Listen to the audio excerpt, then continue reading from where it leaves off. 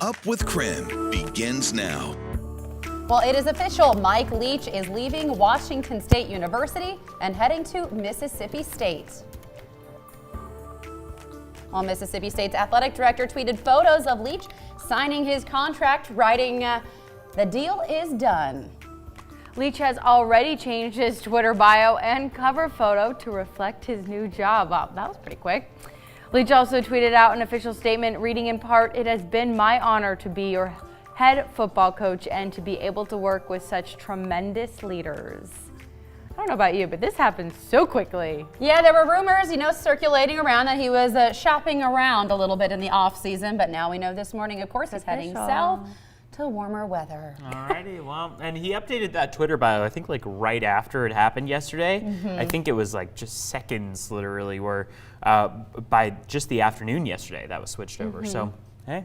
I was also wondering, didn't he just sign an extension to his contract? Yeah, 4 years. It does, but it doesn't mean that he has to stay in that position. Well, and I think what I heard yesterday was that Mississippi State bought out his contract. Yeah, I'm sure he's making a little bit more? Probably a lot more in the SEC. So how many millions? Yes. Something we can all dream about, right? Exactly, one day. One day. Well, welcome to Up with KREM here on our Friday morning. Pretty cold outside this morning. The breeze made it seem just a little bit piercing on the way in, but things are about to get a whole lot dicier. That's right. I think we're all kind of keeping our eye on the cameras out there. We're all kind of staying on high alert for when the snow arrives. Of course, one of the big things on people's minds this morning is when will the snow arrive, and of course, how much snow is going to come down. Let's start off with what we've got outside as far as your watches, warnings, and advisories. Winter storm warnings are lighting up the map across eastern Washington, pushing into North Idaho and western Montana, and even over the Cascades. One thing that I do want to point out is the timing on all of these. So this winter storm warning that highlights mainly the Spokane area expires tonight at 10 p.m., whereas over the Panhandle, it doesn't expire until Saturday at 2 p.m. Now, look what happens over the Cascades. Another winter storm warning, this one not expiring until Monday. So the timing on all of these is very fluid. Keep in mind, if we do continue to see pretty intense snowy weather over portions where a winter storm warning has expired, they'll reissue it or extend it. So it's not like once it goes away, it can't come back, because it probably will. And overall, we're just starting to see this system make its way across the Cascades. So here's satellite radar right now. A lot of wet weather over on the west side of the state, mainly in the form of rain. These rain showers turn into snow over the Cascades and are now traveling over about central Washington as snow. Now, the gray that we see is very light precipitation. The more intense snow that we're going to watch out for is going to come in those lighter colors, that lighter white color on the screen. 3-day forecast here shows this afternoon 34 degrees, not far above freezing, 6 to 8 inches possible in the Spokane area. Saturday, rain, snow in the forecast in mainly a scattered format. And then Sunday, another storm comes our way with the possibility of bringing an additional 4 to 6 inches to us. So that means all in all, over the course of the weekend, a maximum of possibly 14 inches of snow in the Spokane area between Friday and Sunday. Let's take a look at what snow quality looks like right now. This is what we have to look forward to. The system, again, moving west to east. So from the Cascades over in our direction. Of course, snow coming down over the passes means tough conditions. Make sure to have your winter preparedness kit ready across the area because it looks like this is the first big storm of 2020 headed in our direction. All right, 5:03 right now. We'll take a look at more details and what to expect across the region over the next 7 days in just a few minutes, Jen. All right, Evan, thank you. Well, of course, preparations are already underway to protect our roads from the snow. The City of Spokane crews are already out this morning laying de-icer on area streets. Nicole Hernandez is joining us live this morning from the fleet's home base. Nicole, work for this storm actually started a few days ago. Yeah, that's right. So the city says they are definitely ready for today's snowstorm, saying that all of this equipment here is ready to go and in tip-top shape for this snow starting today.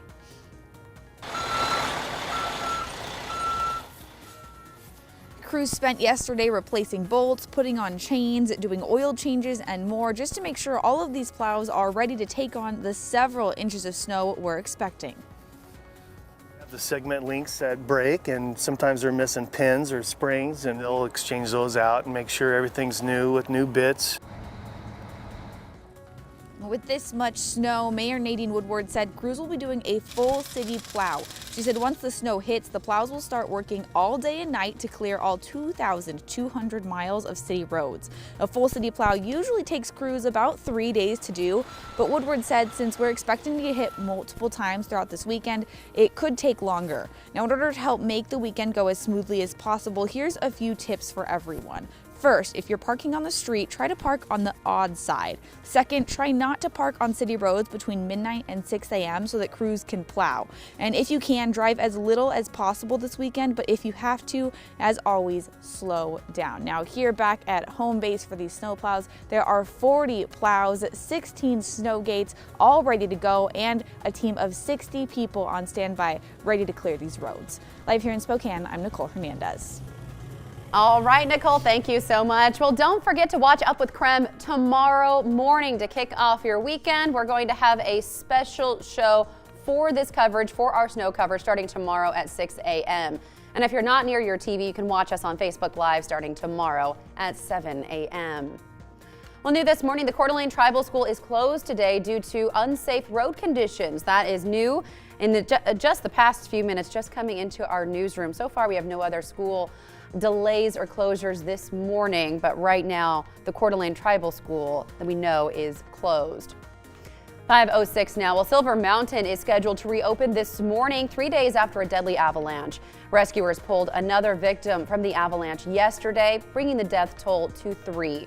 4 other people were injured. Lifts are expected to open this morning around 9:15. Resort leaders canceled a promotional day today to honor the mountain's history, but it will honor the $12 lift tickets.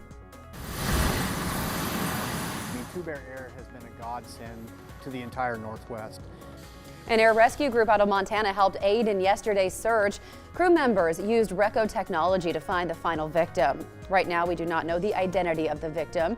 The 2 other victims are from Spokane County. One was in his mid-40s, the other in his late 50s.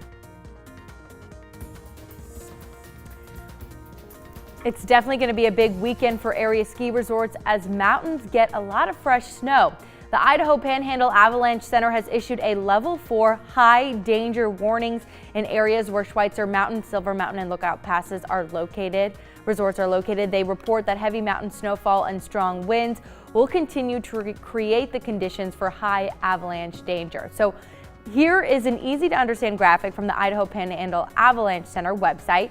They say above tree line and near tree line elevations are very dangerous for avalanche conditions, and they suggest travel in avalanche terrain is not recommended. Now, below that tree line, they say, is at a level 3. They call it considerable, which is still dangerous avalanche conditions, and advises conservative decision making. Now, avoid riding on or below any slopes steeper than 30 degrees when avalanche warnings are in effect. And for reference, most intermediate blue square runs range from a 25 to 45 degree slope. And in light of the recent avalanche at Silver Mountain, we reached out to another ski area to see how they prepare and handle avalanches. A Schweitzer Mountain Resort spokesperson says their ski patrol does avalanche mitigation every single day. If anything seems unusual about the ski run, they will close it immediately.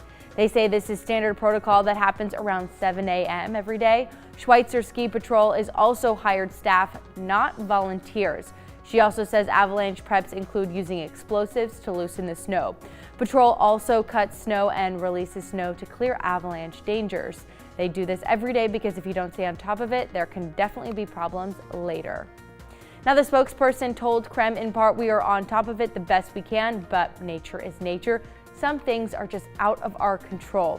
In addition, she says the more people know about skiing inbounds and backcountry, the better. It's important to know what could happen and be prepared. If you have an avalanche beacon, why not wear it for inbound skiing? The Idaho Avalanche Panhandle Center is the best resource for avalanche training. There are some classes that you can sign up. They have resources there as well if you want to learn a little bit more about how to keep yourself safe in case of an avalanche. She says they have the best information for anything you need to know entering avalanche terrain. I'll send it over to you, Jen. All right, Dana Marie, thank you so much. 5:09 now. In Boundary County this morning, emergency management leaders say the Kootenai County River is now clear of hazardous materials. This is after a train derailment last week leaked oil into the water. Authorities say a rock slide knocked the BNSF train off the tracks. Crews captured about 180 gallons of oil in the water, and they will continue to monitor water quality in the coming weeks. Well, first, the snow will come today and then the bitter cold. Early next week, Mother Nature is expected to slap the inland Northwest with sub-zero temperatures. Now, ahead of the cold, the Spokane Regional Health District issued a health advisory. Experts warn the cold temperatures and high winds can be life-threatening. They recommend limiting time outdoors. They also recommend stocking up on emergency supplies now and also filling up your gas tank. They add, do not leave your pets outside. A judge postponed a hearing on a suspected dogfighting ring on the west side. This is after the court forced the man to turn over nearly 50 dogs to a shelter. Police later arrested the man on suspicion of running that dogfighting ring. Prosecutors, though, say they want more time to review the case. Were you actually dogfighting? That's silly. The suspect is now petitioning to get his dogs back. Well, another strike has come to an end. Service and maintenance workers at Providence Sacred Heart reached a tentative agreement this week following months of negotiations. Now, earlier this week, nurses also called off their strike after reaching a tentative deal with the hospital. The nurses' agreement secures investments in patient care and workplace safety. That's your Morning Rush. More news in less time. Let us know what's happening in your neighborhood by using the hashtag #UpWithKREM on social media. Well, robots are coming. Artificial humans are being introduced at the Consumer Electronics Show that runs until today in Las Vegas. We're talking about robots that could take potentially your job or over your kitchen. This morning, we want you to weigh in. Do you want more artificial intelligence in your everyday life? Let us know what you think by voting in the KREM 2 mobile app. Right now, it's still pretty early. 100% of you are saying, no, robots scare me. So Samsung is introducing its new artificial human. It's a video chatbot that can learn people's preferences and respond to their questions in a likely way. It has the ability to show emotions and learn from experiences, shaping their own personalities. The company developed the bots to be a friend rather than an assistant, so Samsung hopes companies will license the so-called neons to use as yoga instructors, financial advisors, and maybe even TV anchors. Oh geez, taking our jobs. Well, your kitchen appliance could be cooking for you, like a personal chef, a nutritionist, and a shopping assistant, all in one. So what you're looking at, that's BitChef.